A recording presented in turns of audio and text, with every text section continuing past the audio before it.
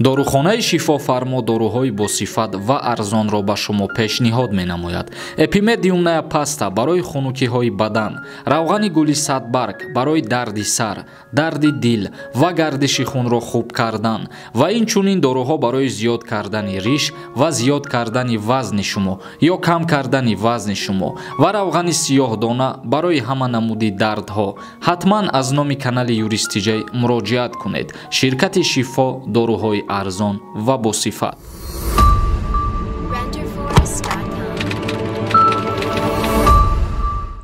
ассалому алайкум ба ҳама тамошобинони барномаҳои Сорвон Сафаров, барномаҳои канали юристиҷей. Тамошобинони азиз, мо имрӯз ба маълумоти ҳамаи шумо як ахбороти нава мерасонем ва дар давоми видео комментарияҳоро мехонем ва саволот ҷавоб мегардонем. То охири навор бо диққат тамошо кунед. Ва хушбахтона мо аллакай офиси хидмона кушода кардем. Иншааллоҳ ки аз инҷа пас дар вақти соаташ видеоҳоро пешкаши шумо мегардонем. аз хабарҳои нав ва аз қонунҳои нав сари вақт шуморо огоҳ мекунем. аз шумо фақат моро дастгирӣ кардан. ахбороти мо оиди мақомоти ҷумҳурии Тоҷикистон гуфт пули патентро дар Москав бояд чӣ гуна пардохт кунанд. чӣ хеле ки ба ҳамаи мо шумо маълум аст, пас аз соли нав, яъне ки шурӯъ карда аз 1 январ нархи патент қимат шидагиаст дар Москав, яъне дар Федератсияи Россия нархи патент қимат шидагиаст. дар шаҳри Москав айни ҳол пули патент баробар шидагиаст ба 5900 рубл ва рамзи анҳамун коде ки барои пардохт кардани патент мезанен дар банкоматҳо ё ки аз телефонҳо меспорен, рамзам дигар шидагиаст. ҳозир ба шумо мефаҳмонем. намояндагии вазорати меҳнат, муҳоҷират ва шуғли аҳолии ҷумҳурии Тоҷикистон дар Русия ахиран дар сомонаи худ қоидаи дурусти пардохти пули патентро барои муҳоҷирони меҳнатии тоҷик нашр кардааст. тибқи иттилооти намояндагии ин ниҳод, рамзи бюҷавӣ нишондод аз даромад иваз шуд. ба суроғаи зайл шаҳрвандонамон метавонанд пардохти маблағ аз ҳисоби даромади худро маблағи патент барои фаъолияти меҳнатӣ амалӣ намоянд. тибқи фармони вазорати молияи Федератсияи Россия аз 1 январи соли 2022 рамзҳои намудҳои даромади бюҷет ва рамзҳои дахлдори гурӯҳи таҳлилӣ зернамудҳои даромадҳои бюҷет иваз карда шуданд. таъкид омадааст дар иттилоот. манбаъ қайд кардааст ки мутобиқи замимаи рақами 1 тартиботи мазкур дар бораи қабули пардохтҳо барои пардохти андоз аз даромад барои шахсони воқеӣ дар шакли пешпардохтҳои устувор аз даромад ва шахсони воқеӣ шаҳрвандони хориҷӣ мебошанд. дар асоси патент ба фаъолияти меҳнатӣ машғуланд.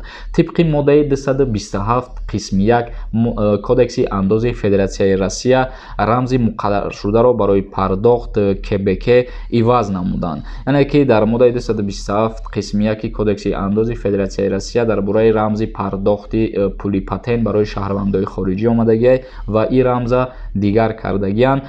кадоме ки агар хабар надошта бошем ки рамз иваз шидагиаст, як бор ҳозир ба шумо мегем. рамзе ки нав шидагиаст, яъне ҳамун коде ки нав шидагиаст 3 та 0 101 02 040 01 4 та 0 110. касое ки дар дохили Москав қарор доранд ё касое ки дар Московский област кору фаъолият мекунанд, ба анаҳамин рамзе ки мо ном гирифтем метавонанд ки пули патенти хичона пардохт кунанд. зикр шудааст ки рамзи мазкур танҳо барои шаҳрвандони хориҷие мебошанд ки дар шаҳри Москав ва вилояти атрофи он кору фаъолият доранд пешбинӣ карда шудааст. яъне чӣ хеле ки мо гуфтем, касое ки дар Москав ва вилоятҳои атрофи Москав кору ва фаъолият мекунанд, ин рамзи гуфтагии мо барои анаҳамун касҳо дахл дорад ва аз дигар шаҳру ноҳияҳош оли муайян шидагӣ нестай. агар ки мо дастрас кардем, ҳатман ба шумо пешниҳод мекунем.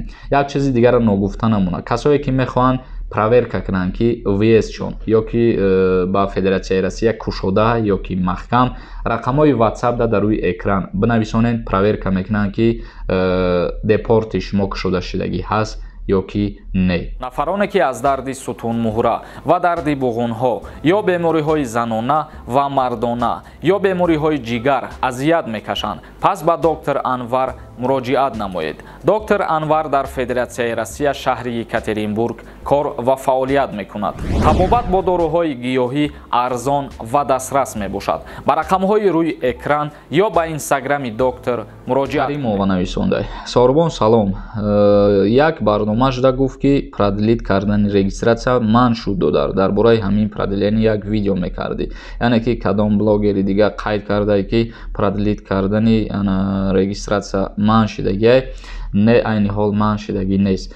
Просто пеш вақтҳои хел буд ки барои продлит кардани регистратсия граница убур мекарден, вале айни ҳол бе граница гузаштан метавонен ки аму регистратсияи 3 моҳатона пеш аз ба итмом расидани муҳлаташ продлит кунен. Танҳо пешакӣ бирем, мисол 10 рӯз ё 15 рӯз барои буд шиданша мондагӣ боша, аллакай шумо бирем барои продлит карданаш муроҷиат кунен. Рамазон Муродов нависонда: якай сорбон илтимос ҷавоб диҳад. Ман 8 моҳши дар Россияам 2 маротиба регистратсия кардагим. Мара документ мешава илтимос ҷавоб диҳад. Пешакӣ раҳмат. Яъне Федератсияи Россия то 31 декабр иҷозат додагӣ буд ба ҳама касоне ки регистратсия доранд, патент надоранд, бираванд патент кунанд. Ва дар як ахбороти дигар Федератсияи Россия бо қарори президент ба ҳамаи шаҳрвандои хориҷӣ таъкид карда гуфт ки ҳар касе ки то 31 декабр патент дастрас накард, танҳо ба регистратсия мегарда. Баъд ай соли нав касе ки бе патента кору фаъолият мекуна, дар рейдҳо ки ӯра дастгир кунад, агар аз Федератсияи Россия депортатсия карда мешаванд. Абдуллоев нависонда: акама патент дорум, Москва мешава, област равем. Мешава. Вақте ки шумо дар Москваен мисол ва Московский област рафтанед ё ки ягон области дигараш рафтанед, бояд ки аз ҳамун област шумо патент дастрас кунед. Ай ҳам област бояд ки патент бигиред.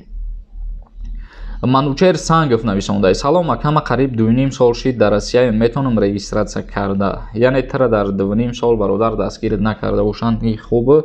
Баъдан диюмин и ки чихеле ки мо дар комментарияи пештарара хондем, муҳлат то 31 декабр буд.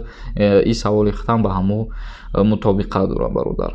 Хуршед Хатлони нависонда: салом, ака, як нафармона патенташ сӯхтае. Барои аз нав патент кардан чӣ бояд кард? Граница бояд бигзара ё ки сахр барава аз нав патент кунам мешава? Регистратсия дора. Регистратсия дошта боша. Агар патент пеш дар дасташ бидагӣ боша, ягон чи патенти пештараш қарздор набоша, сари вақт споридагӣ боша ва чекош дар дасташ боша, патенташ мисол гум кардагӣ боша, ягон чиз дига мерава ҳамун сахр ва дар ҳамунҷа ай сари нав патенти хиша дастрас мекуна ба воситаи ҳамун регистратсияш. Ва ногуфта намона, касое ки патент дастрас карданен, пеш аз споридани патент аввал ба заданитона проверка кунен ки регистратсияи шумо фалшивия ё ки оригинал. Чунки агар фалшиви боша, патента гирифта наметавонед шумо. Документҳои шуморо қабул мекунанд, вале рӯзе ки шумо бояд патент бигиред, дар ба заданира проверка мекунанд як бор. Агар регистратсиятон набоша, патентона наметиҳанд.